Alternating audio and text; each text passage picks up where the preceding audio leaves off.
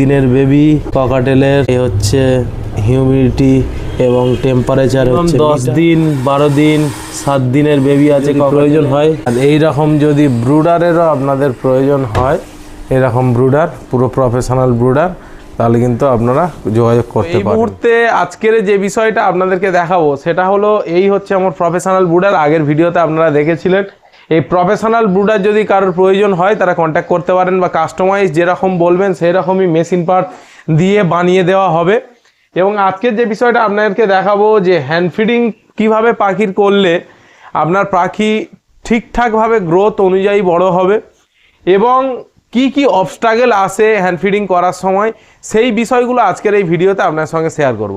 তাই সম্পূর্ণ ভিডিওটিকে যদি দেখতে পারেন তাহলে হ্যান্ড ফিডিংয়ে আর কোনো ভিডিও আপনার কিন্তু আর দেখার প্রয়োজন নেই। তো চলুন ভিডিওটি। হ্যান্ড ফিডিং করানোর জন্য আমাদের যে বিষয়টা মেন লক্ষ্য রাখতে হবে সেটা হচ্ছে যে আমাদের উষ্ণ গরম জল দরকার। আমি অলরেডি মিল্টনের এই হিটিং এতে আমি অলরেডি উষ্ণ গরম জল আমি করে নিয়েছি। আর এখানে স্টিলের আমি পাত্র নিয়েছি, বাটিও নিয়েছি। এখানে দেখতেই পাচ্ছেন 1 ml সিরিঞ্জ আছে আমার কাছে। কেন? কারণ 1 থেকে মিনিমাম 1 সপ্তাহের বাচ্চাকে 1 ml সিরিঞ্জে আপনি যদি খাওয়ান তাহলে অল্প পরিমাণে দিতে পারবেন এবং বাচ্চাটাকেও ঠিকঠাকভাবে গ্রোথ হবে। আর এখানে আপনি দেখতেই পাচ্ছেন 10 ml সিরিঞ্জ আছে এবং এখানে রাবারের আছে, এটা দিয়ে আমি হ্যান্ড ফিডিং করি।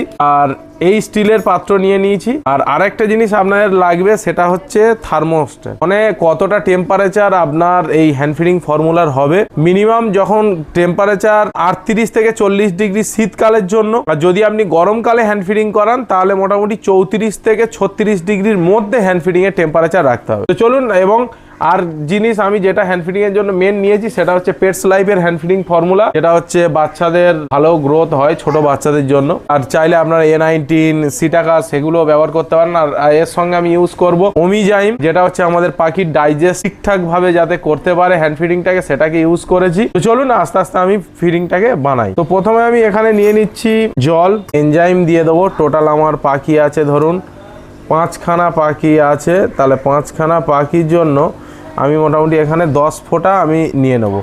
1 2 3 4 5 6 7 8 9 10 একটু মিশিয়ে নেবো ডাইজেস্টিভ এনজাইমটাকে প্রথমে ভালো করে আমি মিশিয়ে নিলাম। এরপরে আমি কিন্তু অল্প অল্প করে হ্যান্ড ফিডিং ফর্মুলা দেবো। একসঙ্গে অনেকটা দিলে কিন্তু গোটা বেঁধে যেতে পারে।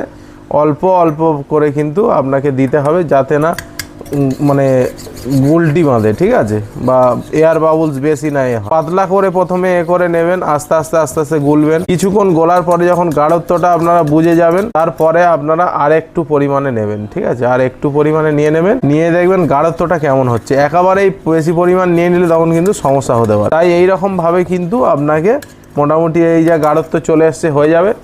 এবারে আমরা যে ভুলটা করি হ্যান্ড ফিডিং, আপনার যে কোনো হ্যান্ড ফিডিংই কিন্তু ভালো। আমাদের যে ভুলটা হয় সেটা হচ্ছে হ্যান্ড ফিডিংটাকে আমরা কিন্তু ভালোভাবে জলের সঙ্গে মিক্সিং করাই না বলেই কিন্তু মিনিমাম আপনাকে 3 থেকে 5 মিনিট ওই হ্যান্ড ফিডিং ফর্মুলা এবং ওয়ার্ম ওয়াটার আপনার কিন্তু ভালো করে আপনার মিক্সিং করতে হবে। মিক্সিং যার যত ভালো হবে বাচ্চার কিন্তু ক্রপ মানে আপনার ক্রপে খাবারটা কিন্তু স্টপ হওয়া থেকে বিরত রাখবে। তো তার জন্য আপনাকে কিন্তু অবশ্যই আপনাকে মিনিমাম হ্যান্ড ফিডিং ফর্মুলাটাকে 5 থেকে 7 মিনিট চেষ্টা করবেন হ্যান্ড ফিডিং ফর্মুলাটাকে ভালো করে মিক্সিং করা জলের সাথে। যদি এরকমভাবে মিক্সিং করতে না চান আমি ডেসক্রিপশানে লিঙ্ক দিয়ে দেবো, সেরকম আপনি টাইপ সি দেওয়া চার্জেবল আপনার এরকম গোলার জন্য মেশিন আছে, ছোট, বেশি দাম না, 250 থেকে 300 টাকার মধ্যে আপনারা পেয়ে যাবেন, যেটা হ্যান্ড ফিডিং ফর্মুলাটাকে আপনার একদম বাবুই আপনাকে তৈরি করে দেবে। তো এইরকম ভাবে মিনিমাম 5 থেকে 7 মিনিট নাড়ার পরে আমরা কিন্তু হ্যান্ড ফিডিং ফর্মুলাটাকে রেডি করব। এবং আমরা টেম্পারেচারটাকে আমরা কিন্তু এখানে একবার দেখতে থাকবো যে টেম্পারেচারটা কিন্তু কত হয়েছে। তো তার জন্য আমি এটাকে এই অন করে নিলাম। এখানে দেখুন টেম্পারেচার 33.1 দেখাচ্ছে এবং এটা দেখুন কতটা দেখাচ্ছে। দেখুন এখানে টেম্পারেচারটা কত আছে দেখুন। আমাদের দরকার কিন্তু আমাদের মোটামুটি 33 থেকে 36 40 এর ভিতরে আমাদের দরকার। তো এখানে দেখতে পাচ্ছেন 40.9 41.3, ঠিক আছে, অলরেডি ওভার কিন্তু টেম্পারেচার। তো এটা দিলে কিন্তু পাখির ক্রপ বার্ন হওয়ার সম্ভাবনা খুবই বেশি। তার জন্য আমাদের চেষ্টা করতে হবে, এটাকে তুলে নিলাম, তুলে নিয়ে আমাদের কিন্তু হ্যান্ড ফিডিংটাকে আরও কন্টিনিউয়াসলি আমাদের কিন্তু নাড়তে হবে। নেড়ে নেড়ে যতক্ষণ আমাদের মোটামুটি 33 থেকে 36-এর ভিতরে যতক্ষণ না আসবে ততক্ষণ আমাদের কিন্তু হ্যান্ড ফিডিং ফর্মুলাটাকে কন্টিনিউয়াসলি আমাদের কিন্তু নেড়ে যেতেই হবে। এরকম নেড়ে নেড়ে নেড়ে নেড়ে যখন পুরোপুরি কভার হয়ে যাবে তখনই নাড়াচাড়ার পরে মোটামুটি আমাদের টেম্পারেচার কত আসছে দেখুন, আপনাকে একটু ধরে দেখাই এই মুহূর্তে টেম্পারেচার কত আছে, তবে কিন্তু আমরা হ্যান্ড ফিডিং করাতে পারবো। 37.3 মোটামুটি 4, দেখুন 37.5। তো এবারে মোটামুটি আমাদের হ্যান্ড ফিডিং এর জন্য প্রপারলি এটা রেডি হয়ে গেছে। তো চলুন এবারে আমরা বের করব, এটাকে আমরা মুছে নিই। এটা থাকলে আপনার কিন্তু টেম্পারেচারটা দেখতে অনেকটাই সুবিধা হবে, প্রপারভাবে আপনি ফিডিং করাতে পারবেন। বড় পাখির জন্য এই সিরিঞ্জটা 10 ml আর 1-2 দিনের বাচ্চার জন্য 1 ml সিরিঞ্জ আমরা কিন্তু ইউজ করব। তো চলুন বড় পাখিগুলোকে আমরা বের করি, বের করে হ্যান্ড ফিডিং করাবো। 4খানে দেখুন বেবি আছে হ্যান্ড ফিডিং এর জন্য। এদেরকে হ্যান্ড ফিডিং করাবার জন্য আমাদের ফার্স্ট চেক করতে হবে ক্রপটা। ক্রপে দেখুন হালকা এখানে আছে, এটার কেমন আছে দেখি, এটারও হালকা আছে, এটার কেমন আছে, এদেরও হালকা আছে, এদেরও হালকা আছে। মোটামুটি আমাদের অল্প পরিমাণে খাওয়াতে হবে, ক্রপ একদম এমটি করে খাওয়ানো ভালো, কিন্তু আমি থাকবো না তার জন্যই আগে থেকে হ্যান্ড ফিডিংটা করাচ্ছি। এদের মোটামুটি আপনার 7-8 ml দিলেই মোটামুটি হবে। চলুন এটাকে আমি ফিডিং করাচ্ছি। দেখুন একদম ইজি ব্যাপার ফিডিং করানো, ভিতরে চলে গেল। ক্রপটা একটু ফাঁকা থাকলে অসুবিধা নেই, ওভার ফিডিং না যেন হয়। দেখুন এই পর্যন্ত আছে, ওভার ফিডিং হয়নি। এরকমই মোটামুটি কিন্তু ফিডিং আপনাদেরকে করাতে হবে। বেশি ওভার ফিডিং করালে ভমিট এসে যাবে, তখন কিন্তু বমি করবে পাখি, তখন সমস্যা হবে। দেখুন একদম ইজি ব্যাপার, দেখতেই পাচ্ছেন একদম এই গলার ও নিচ পর্যন্ত থাকবে। প্রত্যেকবারেই কিন্তু আপনারা একবার করে নেড়ে নেবেন, নিলেই মোটামুটি হবে।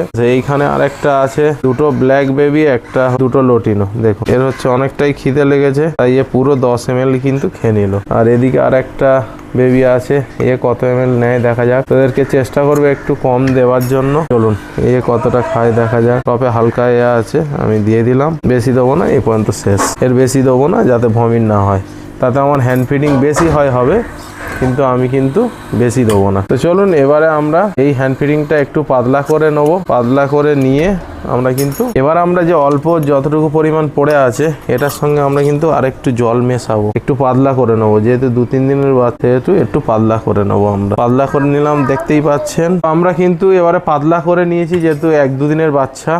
এবার এইগুলোকে আমরা কিন্তু ভিতরে দিয়ে দেবো।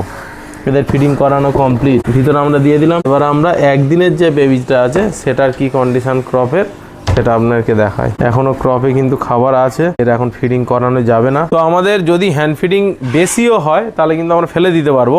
আর ম্যাক্সিমাম ক্ষেত্রে কি হয়, পাখির কফ স্টপটা বেশি হয়, মানে পাখির ক্রপে খাবার জমে যায়, ডাইজেশন হয় না, গ্যাস হয়ে ফুলে যায় ক্রপটা। এটা কিন্তু বেশি পরিমাণে হয় শুধুমাত্র মিক্সিং এর অভাবে। প্রপার পরিমাণে যদি মিক্সিং করেন তাহলে কিন্তু আপনার পাখি একদম প্রপার পরিমাণে হ্যান্ড ফিডিং হবে।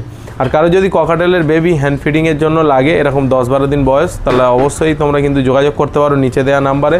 আর এরকম যদি ব্রুডারের কারোর প্রয়োজন হয় তোমরা কিন্তু নিচে দেওয়া নাম্বারে কন্ট্যাক্ট করো। তো চলুন আজকের ভিডিওটাকে এখানেই শেষ করছি। আগামী ভিডিওতে আবার আপনার সঙ্গে দেখা হবে, ততক্ষণের জন্য টাটা।